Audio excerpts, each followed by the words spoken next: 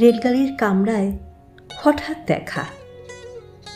ভাবিনি সম্ভব হবে কোনোদিন। আগে ওকে বারবার দেখেছি লাল রঙের শাড়িতে, ডালিম ফুলের মতো রাঙা। আজ পরেছে কালো রেশমের শাড়ি, আঁচল তুলেছে মাথায়, দোলন চাপার মতো চিকন গৌর মুখখানি ঘিরে। মনে হলো কালো রঙে একটা গভীর দূরত্ব ঘনিয়ে নিয়েছে নিজের চারদিকে, যে দূরত্ব সর্ষে ক্ষেতের শেষ সীমানায় শালবনের নীলাঞ্জনে। থমকে গেল আমার সমস্ত মনটা। চেনা লোককে দেখলেন অচেনার গাম্ভীর্যে। হঠাৎ খবরের কাগজ ফেলে দিয়ে আমাকে করলেন নমস্কার। সমাজবিধির পথ গেল খুলে। আলাপ করলেন শুরু। কেমন আছো, কেমন চলছে সংসার ইত্যাদি। সে রইল জানলার বাইরের দিকে চেয়ে, যেন কাছের দিনের ছোঁয়াচ পার হওয়া চাহনিতে। দিলে অত্যন্ত ছোট দু একটা জবাব, কোনোটা বা দিলেই না।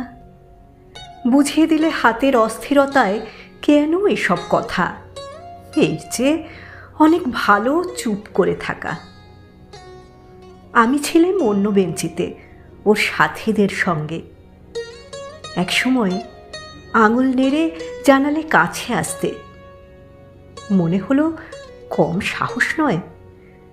বসলুম ওর এক বেঞ্চিতে। গাড়ির আওয়াজের আড়ালে বললে মৃদু স্বরে, কিছু মনে করো না, সময় কোথা সময় নষ্ট করবার। আমাকে নামতে হবে পরের স্টেশনেই।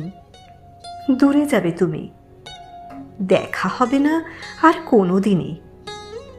তাই যে প্রশ্নটার জবাব এত কাল থেমে আছে, শুনব তোমার মুখে। সত্য করে বলবে তো? আমি বললেম, বলবো। বাইরের আকাশের দিকে তাকিয়েই শুধলো, আমাদের গেছে যে দিন, একেবারেই কি গেছে, কিছুই কি নেই বাকি। একটুকু রইলেন চুপ করে, তারপর বললেন, রাতের সব তারাই আছে দিনের আলোর গভীরে।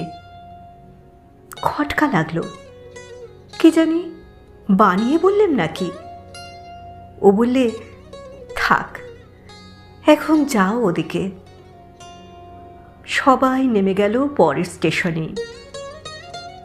আমি চললেন একা।